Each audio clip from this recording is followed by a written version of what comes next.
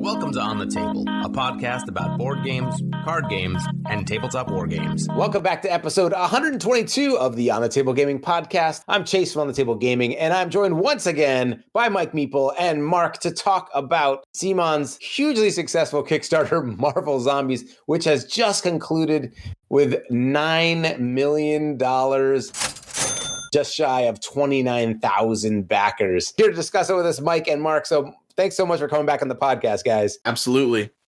Anytime. So, there's a lot to kind of unpack here. The hardest part for me is suddenly like everything finished and I'm like, yeah, this is so cool. And then I was like looking at stuff and it was like, expected delivery time. And I was like, oh, now I have to wait. And I don't get like the constant drip of like cool stuff. Do you have like strategies for surviving the post Kickstarter period? Do a lot of Kickstarters because then you're always in the post Kickstarter period, but they show up over time. So after about 3 years of that, they just constantly show up. Oh, that doesn't sound sustainable for me. Mike, how about you? It's not going well. For me, I do a lot of consumption of the Kickstarter media, going back and watching the gameplays, the reviews, stuff like that. Well, I got to get a gameplay video out then. All that stuff is always fun. And, the nice thing about CMON is that they always do such a great job of post Kickstarter communication, almost like clockwork. Like every other week, you're going to get some form of an update about how production is going,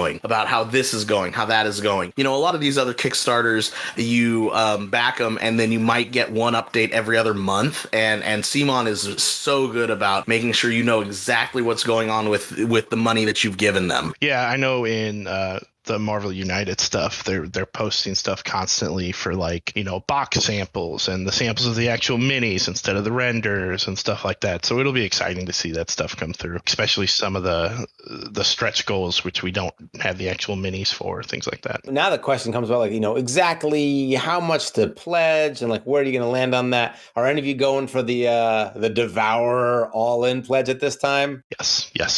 Oh gosh.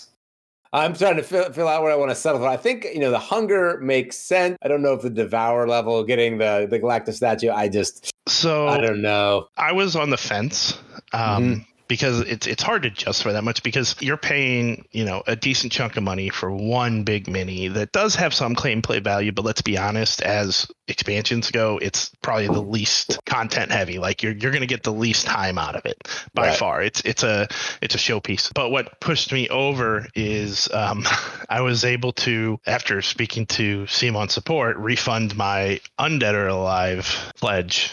Not refund it, but basically move it to Marvel. I just didn't. The reason I backed Undead or Alive was I like Zombicide and I didn't have a copy yet, and I like Wild West. Well, Marvel trumps that. So all those funds are going to that, and we're going up to the Devourer pledge and throwing in a couple extras too. So, Mike, how about you? Where do you think you're landing on this? Or still a work in progress? It's still a work in progress for me. I recently just sold some of my painted MCP stuff for essentially, I sold about 10 models for essentially the X-Men Resistance pledge, right? It's $250, right? So now that kind of frees me up because I'm like, well, I was already going to spend that $250. Sort of a thing. So it's a total trap, but it's hard because for me, right, the things that I'm really looking forward to were the three big box expansions, right? But for like an extra $40, I would get everything for that. It was minus the Galactus, so it's tricky. There are a few other games that I'll probably be selling, a few other things that I want to be moving, but we'll see. I might end up with a big ass Galactus on my own. There's a lot here. Speaking of value and thinking of some of my Marvel Crisis Protocol miniatures, selling a few of those, you get quite a few Marvel Zombies miniatures. So that makes sense. And I think I was trying to do the counting. I think there's 82 Kickstarter exclusive miniatures that are not like coming with an expansion as an exclusive. There's gonna be a lot of superheroes coming soon. According to the random database that someone was posting in the Kickstarter, there's 110 exclusive miniatures. Oh, geez. Okay, maybe they're better at counting than me. I ran out of fingers and toes. But that also includes add-ons, things like that. That's a lot. When it comes down to this, if maybe you're trying to make these hard decisions and you had to divide your Marvel Zombicide stuff into two categories, like the things you want and then like the things you need to get, like definite, like you should 100% get this if you can. What are maybe some sets that would fall into those categories for you? Like what are some things that you really want, but you're like, well, I mean, Mark, I guess you're getting it all. Yeah, but I have a tier list. If I had to pick.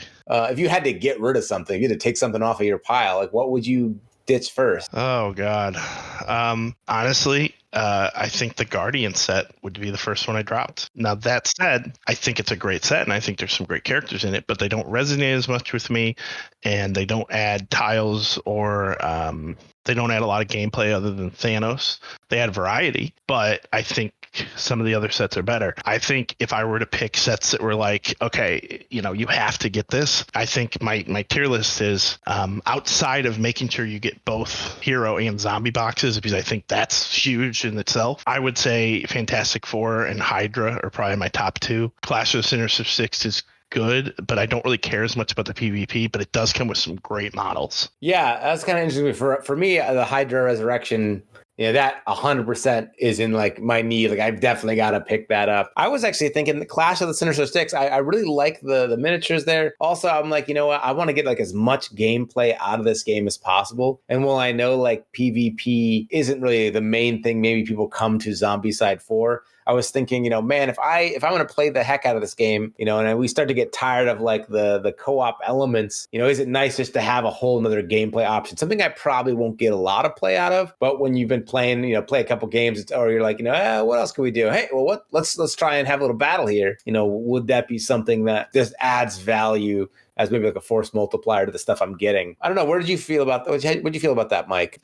I think the biggest thing you need to look at is where your pledge is at, right? Because if you are doing the 130 pledge, right, $130, Sinister Six is doing nothing for you, other than just adding some models, right? So for me, my tier list is based off of that, right? So if you were doing 130, right, that is just the Avengers, just the zombie mode. I think the number one add-on that you need to get is Fantastic Four. Absolutely Fantastic Four. It gives you the zombie Fantastic Four to play as, with the Kickstarter exclusives. It gives you a whole new that I guess gauntlet / elevator mode, way to play as, and I think that is absolutely the number one choice if you were just doing zombie mode. Now, if you are getting the X-Men set, you need to get Sinister Six. I'm just going to say that right now. Sinister Six is the must buy, just because the amount of models that comes there is so good, and then to have that secondary play option that you probably won't go to very often. Like I said, that's probably the least thing that I was excited for was PvP, right? But that's where you're going to be getting that amazing Venom sculpt. You're going to be getting that amazing zombie Mysterio. Oh my God, that just like blew my mind when I saw that. You're going to be getting all of that, right? And an additional option to play. So that gives you 3 gameplay modes, right?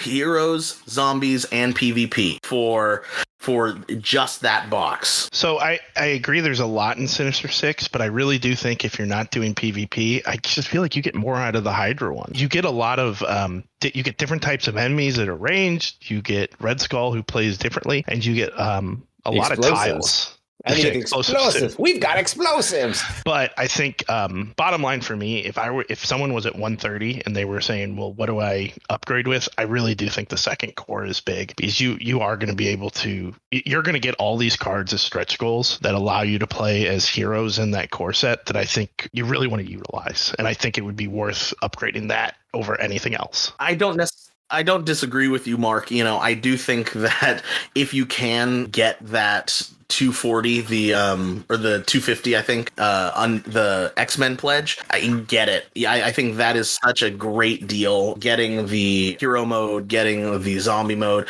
I'll be honest, You're basically getting abominations, like in the old ones. You're getting a ton of abominations. Yeah, I'll be honest. I'm more excited to play as in the hero mode, actually, which is funny because that was not what I was excited about initially, right? Because initially I was excited because it was a brand new method of Zombicide, but now I'm like, man, I kind of want to just play as the heroes, play as the ones that are alive, and I do agree with you. The Hydra set is a big value add for me because you get those ranged ranged zombies. Yeah, Hydra troopers, those snipers like we were talking about 2 weeks ago. Yeah, I do think there's a little less in the Fantastic Four, but I like the idea of doing the elevators a lot. It sounds like a lot of fun, like going from floor to floor, because it feels like a horror movie. One of the ones that's on my wants that I like, I'm basically like looking for more reasons to be like, I need to have this. The Sentinel Strike. I just think that's so cool. Like, and I'm wondering, like, will I actually use that expansion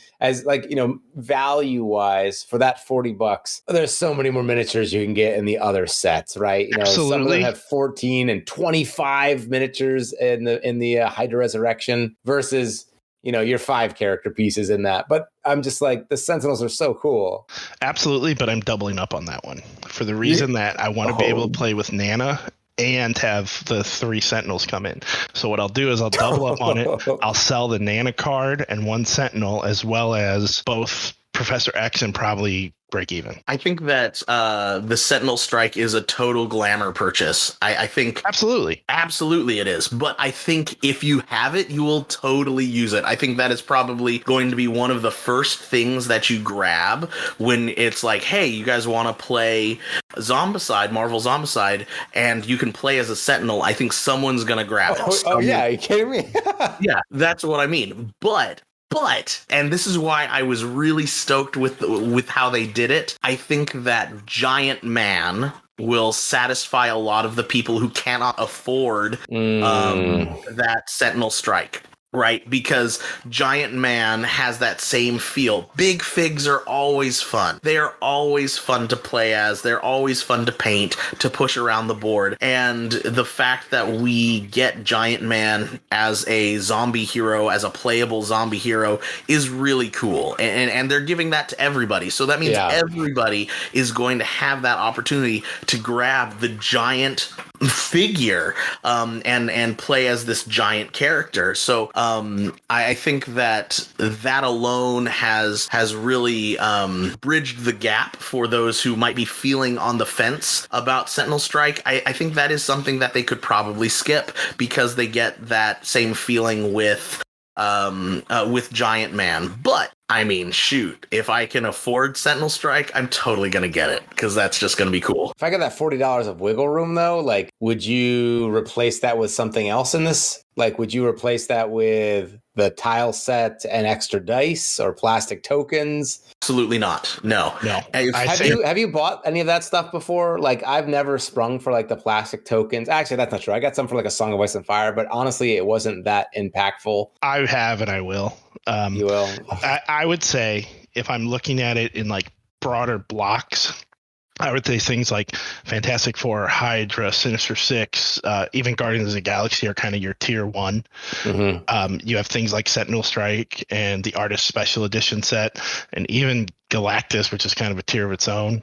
And then, you know, the tile set, plastic tokens, and extra dice are kind of at the bottom there. I really think you should be going for either gameplay content or for minis. They're great minis and they're all gameplay content. I agree with you 100%, Mark. You know, anything that is going to bring gameplay or minis is absolutely going to smash the pimp your own stuff out. Now, I like that stuff. But if you're on a budget, right, and you can only afford so much stuff, I would always wager for more gameplay and more minis over pimping out your game. As this campaign's been going on, like, I'm thrilled. I'm really, really excited for this. One thing that's started to kind of dawn on me, though, is like, you know, maybe is this a problem for Zombicide? Like, I don't know. This is like kind of mixing two of my favorite things, Marvel and Zombicide. And I'm like, what, you know, what else from Zombicide would I be really interested in? You know, after this campaign, obviously, you know, this is just coming out. It's like maybe a little early, like looking ahead. But, you know, after getting this, do you feel like you're gonna be really itching for like other iterations of Zombicide? I don't think I'm going to be itching for it, but I think if a specific one came up, I'd jump on it. For example, one that I really enjoyed that I've played before that I wish I would have jumped in was Invader, but that's just because I like sci-fi. I didn't want to try and find it now. So that's why I went with Undead or Alive at the time. But Marvel coming up is such a big IP and such a big theme for this that it's like I can't pass on this. So I'm not saying I wouldn't get a different Zombicide, but this is the big one for me. Because like Black Plague, you know, I love Black Plague more than the modern. Yeah, the idea of that kind of this, you know, really that fantasy element. I was like, I love that theme. But now I'm looking at this and I'm like, you know, Black Plague's amazing, but I would just maybe play this. You know, I like the mechanics more.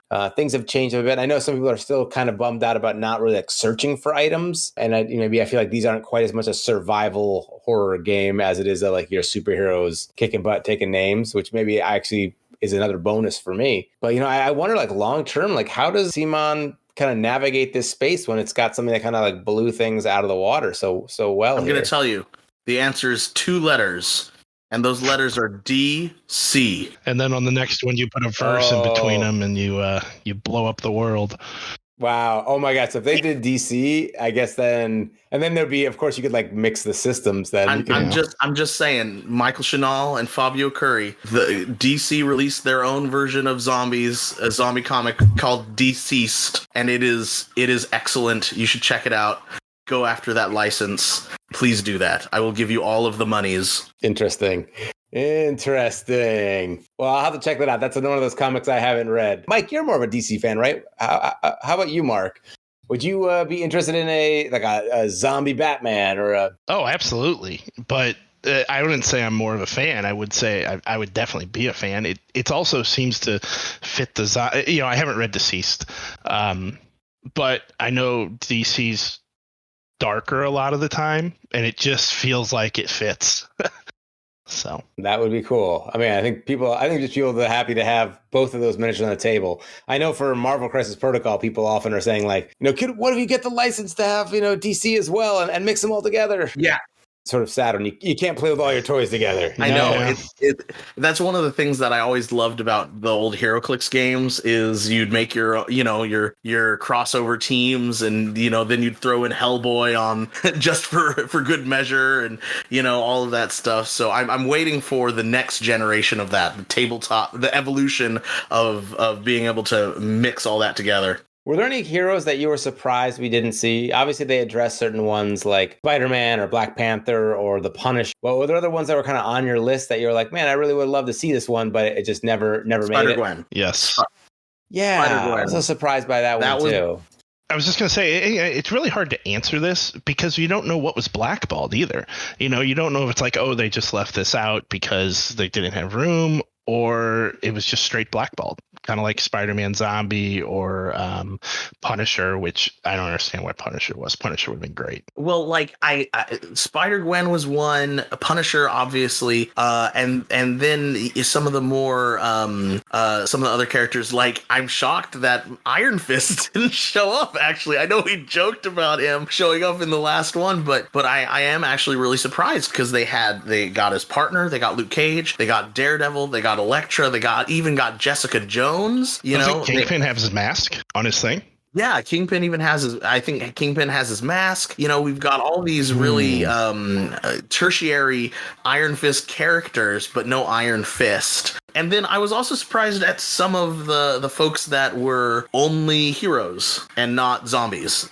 Overall, I thought we could use more zombie heroes just in general, just because, you know, that's who you're going to be playing as in the zombie mode and, you know, Abominations. I just like to see it a little bit more even. Yeah, there's quite a few no zombie versions. So I think I have a list here. It's Spider-Man, Black Panther, Ant-Man. We have Giant Man though. Counts. So okay, Vision, Groot, Sandman, Miles Morales, Ghost Rider, Morbius, Blade, Black Knight, Baron Zemo, Crossbones, Spider-Woman, War Machine, Jessica Jones, Emma Frost, Carnage, Kitty Pryde, and Red Skull have no zombie versions. Yeah, we have like 25 more that are total that are living than zombies. Wow. So I mean, I guess if you are just playing zombie mode, right? Then that's I guess that's kind of what you want. You want to be able to have abomination. Yeah, you want to encounter all of these different random abominations. Who knows what it's gonna be? But if you're playing hero mode, you want the same thing. So I don't know. I was a little shocked that it wasn't as even as it could have been. It seemed to really lean heavily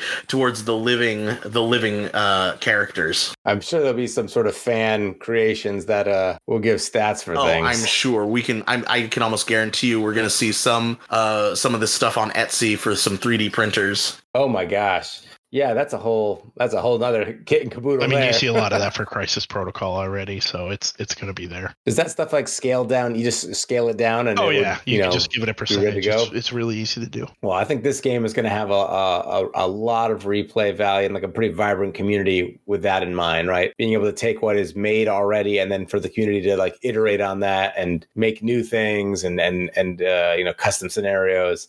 I'm really excited to see and hear more about some of the gameplay modes and see some like further playthroughs of how some of these exactly play out. Seeing a gameplay with Thanos, for example, would be really, really cool. Are you picking up we talked about this last time a little bit, but the other one is the Sentinels. I think maybe I prioritize more, but I'm also really thinking like, do I really need the Artist Special Edition set or not? Like, they're just so cool. I don't want to pass it up. Yeah.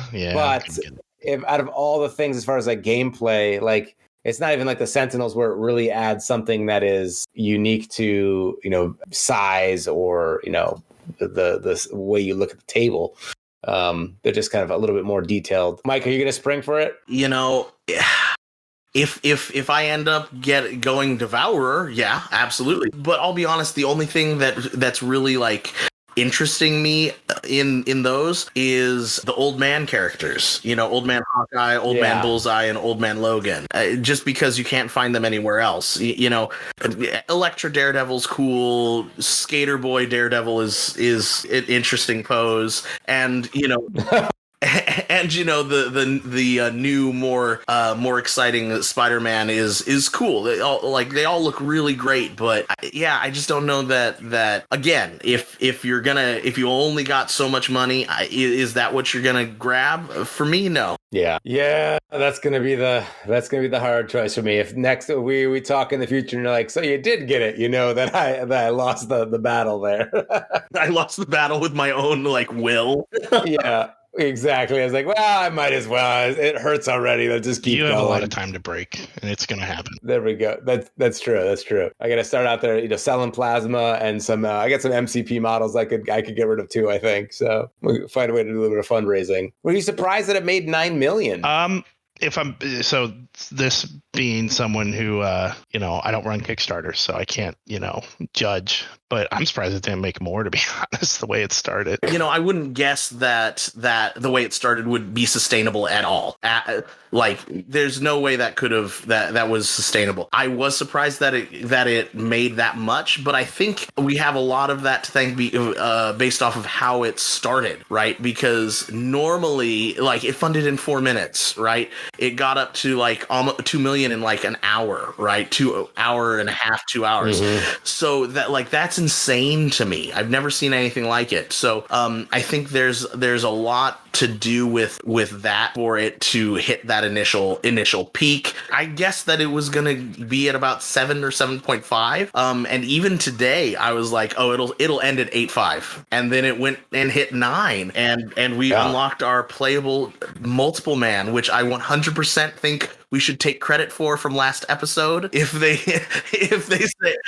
say bust out your Song of Ice and Fire trays to play as this character, I mean, I'm gonna put that on my resume. But I totally. I think we take credit for that. I think that's the reach and influence we have here. Of course, not to ruin any dreams. I have a suspicion. I know they kind of ran out of stretch goals here, but I have a suspicion that a lot of these things are planned somewhat in advance. Yes, but I know. Who knows? Don't ruin it. Don't ruin it, Jay. There was a few comments I saw on the internet of people being like, even they announced like Marvel Zombies, like I totally called this like a month ago, like they stole my idea. Yeah, I've like, seen a lot of that. Or when they announced the expansion, I see people sharing posts like, I called this. I'm like, yeah, you guessed 80 things and one of them came true. Congrats. Shotgun approach. Yeah, exactly. I don't know. Now the hard part is the wait. Now, one fortunate thing for me, I do have the Masters of the Universe Kickstarter coming at some point in between, so that'll help carry me over. And I'm gonna have a lot of miniatures on the table. Yeah, you beat me to it. Man, the thing is, these are gonna be so much fun to paint. Yeah, the other thing is, it's going to take me a while. I got back into miniature painting with Zombicide Black Plague. I spent a summer just like cranking through some of those things. They're not my best work, but kind of warmed me back up to painting. I want to take my time a little bit more on some of these bad boys here. But the one I really want to tackle is Giant Man. I think because big figs are a lot of fun, but they can be really intimidating. Because and Fabio kind of talked a little bit about it on one of your episodes. You can't cheat really with big figs. You can't just throw some wash on it and call it a day. I mean, I guess you could, but that's a lot of wash, right? So right. You have to really, really actually take the time, properly shade, properly zenithal highlight, and do that sort of a thing. So I'm excited to work on Giant Man. I'll tell you what I'm the thing that I'm a little worried about is I'm trying to pinpoint, and I guess this is just me with my whole like tutorial mindedness. Is I'm trying to pinpoint what color to use for their skin, for the zombie's skin, because it's not skin tone. It's not a fleshy tone. It's like it's a very pale fleshy tone. It's like a beige almost. So I don't know. I'm gonna have to play around with that. Are you gonna try and go as close to the art as possible? I always do. In terms of some of the boils and the infection places on their skin, I've already kind of like, oh, okay, I know what colors I'm gonna use. I know the formula I'm gonna use for that. But the actual skin color for the zombie figures, I'm not quite sure. But you wouldn't do anything dramatic, like go for like a light bluish sort of like, sometimes zombies, some people do like a troll sort of blue. I don't know if that's even a thing, but would you ever go that far off, or you want to try and keep it as close to image as possible? Well, and that's kind of my whole thing is you want to keep it with like I want to keep it looking like what my readers and what my viewers are expecting, right? That's that's the reason why all my Song of Ice and Fire stuff is either exactly like the card art, or in some characters how they would look on the television show, because that's probably what more people are expecting or wanting than if I were to just randomly make Khal Drogo blonde. Like that would make no sense. Yeah. So I just don't understand why you're stopping at Giant Man if you say you want to challenge. That's what Galactus is for. Jump in. You got $200, Mark? Honestly, that's why I want to get the Sentinels. Is like I'm really bad with an airbrush, but I'm like, that might be really fun to try and tackle with that. Like that seems like the perfect thing to do some airbrushing on. I've actually got the Sentinels from Marvel United coming in a few months, so I might do something like that just to kind of tide people over as almost like an airbrush tutorial, because I think they're going to be just about as big as the ones from Marvel Zombies. This is just me baiting Mike to paint mine for me over and over again. I think, we gotta. How can we help? How can I help? We gotta make this happen here. I mean, yeah. So, Mike, when you look at stuff like this, you look at like Kickstarters in terms of like tutorials as well. Yeah, I do. And it's funny because I always am looking for just more things to expand and more things to do. Right. Majority of my viewers come from the Song of Ice and Fire community, which is great, and I love that. I love that community. I love that game. Sometimes I get sick and tired of painting swords. I want to paint something else, and yeah, exactly. Jeez. Yeah, I'm tired of painting free folk raiders, so I don't think anyone out there has ever been like, I want to paint more free folk raiders. But yeah, you know what I'm saying? So like at a certain point, it's like, how many more swords can I paint? How many more axes can I paint? So that's how I long for a Hydra. Yeah, Bob, exactly. And that's kind of why I got into MCP. But with Marvel Zombies, I also look at it and I see that there's almost 29,000 people who bought the game, and I'm like, hey, that's a built-in 29,000 person audience potentially. So it's funny because I did maybe the same thing, but with effects, where I'm like, Something Was Fire is great. Like I really enjoy. I oftentimes I maybe make videos like I want to practice making a new technique or animating an image or doing an effect. Some of my Patreons or people close to me maybe know that I have been messing around with like a Iron Man HUD effect. And it's like, but the thing is, like, I work on this cool effect. I'm like, what can I do with this now that I've got this cool, like, heads-up display thing? I'm like, I need to make a video about superheroes. What could I talk about? But looking at this game, I'm like, man, doing some battle reports. There's lots of cool effects to do while exploring and, like, playing with things. Absolutely. I think that this game is, I mean, even the original Zombicide games, those games have such a big following. I think that there's going to be a lot to be had, and I think the community is going to be pretty strong for this one, especially. I mean, the community, even for Marvel United, is really, really strong. Is there anything you'd love to see from the community side of things, like as this goes forward? Randomizer for Abominations, Heroes, whatever. That would be cool. Yeah, we thought about that. That would be fun to do, actually. Custom scenarios, always fun to see custom scenarios. I would love to see eventually an official campaign mode where it goes from one campaign to another, but I'll take a fan-made one. You could do one where it's like every time you take a hero out or lose a hero, it's like out of the campaign Then you entirely. add them in as a zombie character. As a zombie. Yeah. Oh, yeah. That could be cool. Well, I mean, this has been a really cool campaign. This one was honestly, it just seemed to go by so fast. I can't tell if it was that, and also because I was like in the middle of a teaching year when it's been a crazy year as it is. And it's just like, I just feel like every day I'd get home from work and look and there'd be like multiple emails that I'd go read being like, oh my gosh, there's so much unlocking. And then before you know it, it was what, 2 weeks or so? 3 weeks? 16 days? Yeah, it wasn't even 3 weeks. It was 16 days. And it was just like in a blink of an eye. Here it goes. So hopefully it'll be just as fast to have this fulfill and be shipping out soon. Well, I mean, we've got the 2-wave shipping. So if you select that, in theory, come, what is it, September? October? You're supposed to be getting your base game? Versus June, 2023? Yeah, June of next year. So that's really quick. As a content creator, I'm absolutely doing 2-wave shipping. Just because Chase. You need to get your stuff up there pretty early so that people can find it, and they know that you're going to be a source of that information for them. We got to get you that promo Thor mini. I know. What the heck? How do we do this? Start scheming here. Well, with that being said, I think now is we'll settle down and let's see how this dust lands. This was, I think, by Kickstarter's metrics, the 12th largest Kickstarter of all time on there. On some other sites, I was trying to add them up, and it seemed like it was like in the 10th slot. So I'm not sure exactly where it lands, but maybe Kickstarter itself is the way to go. It's crazy. That's crazy. And yeah, so big. And, congratulations to Fabio for getting his first designer credit on a game like this. Oh my gosh. I feel like, he's got to have like a special, trailer now or like a director's chair he can sit in at work. So CMON, got to give him the proper throne. He's got to be through the roof. Fantastic. And, if you're listening down below, throw in, there's still time for pledges to be put in there. Let us know, what are you pledging? It'd be interesting to see if you're not doing the all in, what are the things that are making your list? What are the things that aren't making your list?